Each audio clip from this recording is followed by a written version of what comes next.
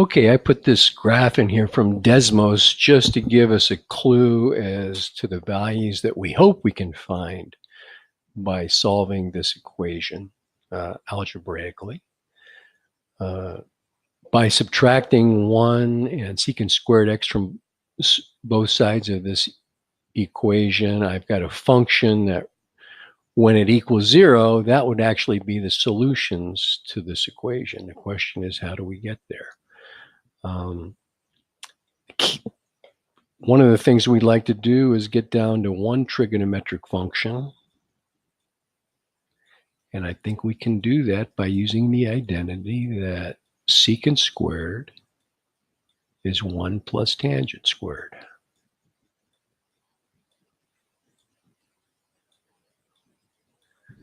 And now we've sort of got a quadratic equation, although it's in terms of tangent squared. But if I get it equal to 0,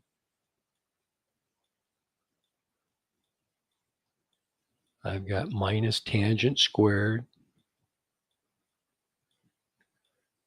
minus 2 equals 0. Now, to help you visualize how I'm solving this quadratic equation, you don't really have to do this, but I'm going to let u equal tangent squared of x and rewrite the equation like this. 3u squared minus u minus 2 equals 0. And this factors into 3u plus 2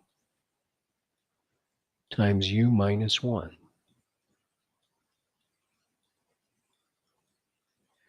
Which means that u equals negative 2/3 or u equals 1. But u is the tangent squared. So tangent squared of x equals negative 2/3 or tangent squared of x equals 1. Well, there's no number you can put in here for x that's going to get that you're going to square and get an answer that's negative 2/3. So this part doesn't have a solution. But here, if I take the square root of both sides, I get the tangent of x equals plus or minus 1. And that means x equals inverse tangent of 1 or x equals inverse tangent of minus 1. And what are the angles between 0 and pi that have a tangent of 1? Well, we know that I better come down here. A 45-degree angle, or pi over 4, has a tangent of 1. So because it's like a 45-45 right triangle. And similarly, this is one angle that has a tangent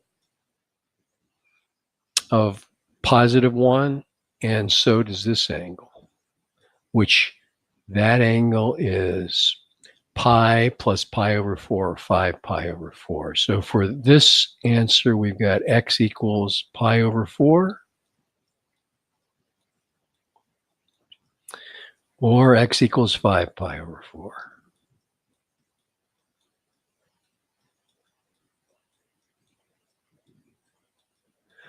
And there's those two right there.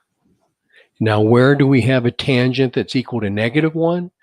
Well, that's going to be in the second and the fourth quadrant. So we want to subtract pi over 4 from pi. That'll give us x equals 3 pi over 4.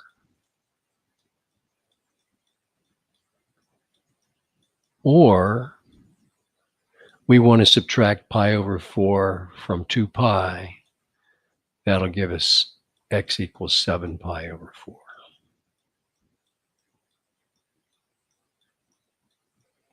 Of course, if they hadn't restricted the domain of the solution set to the interval from 0 to 2 pi, including 0, we would have had infinitely many solutions. But in this interval, there's 4 solutions that make this equation true.